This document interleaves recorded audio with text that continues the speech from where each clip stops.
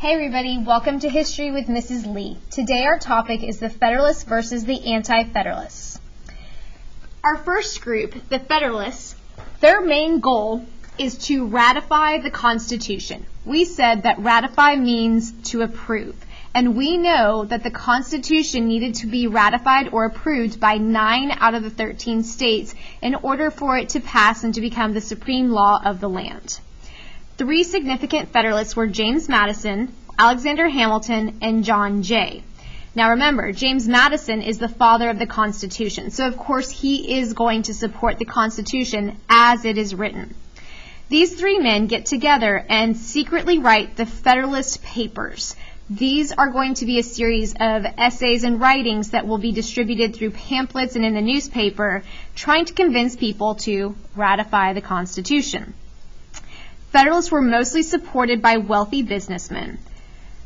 They believed in having a strong federal government. They felt like the states having too much power was not a good idea, especially when we saw Shays' Rebellion. So they felt like we needed more organization through a strong national or federal government.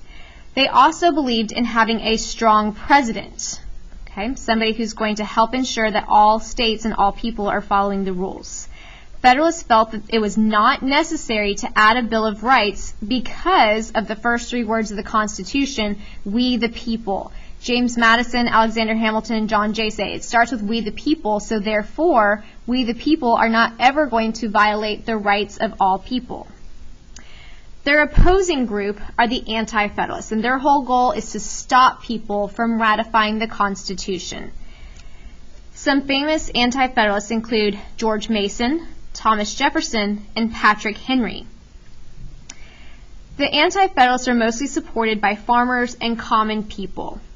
They believed in stronger state power. They were very fearful of a strong federal government, and they preferred the AOC, which left the federal government very weak.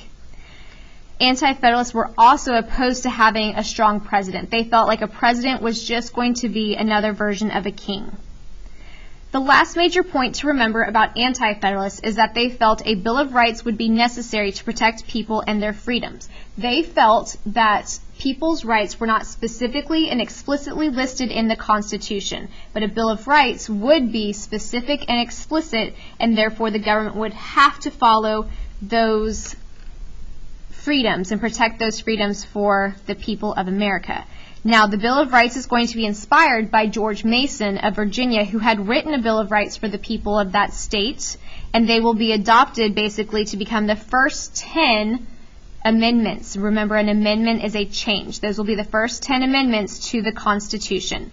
Once this Bill of Rights is promised, many Anti-Federalists change their mind and they decide to support ratification. Eventually, we get all 13 states to ratify. Remember, we just needed 9. But once that 9th state has ratified, the Constitution became the supreme law of the land, and then the Bill of Rights was added shortly after in 1791.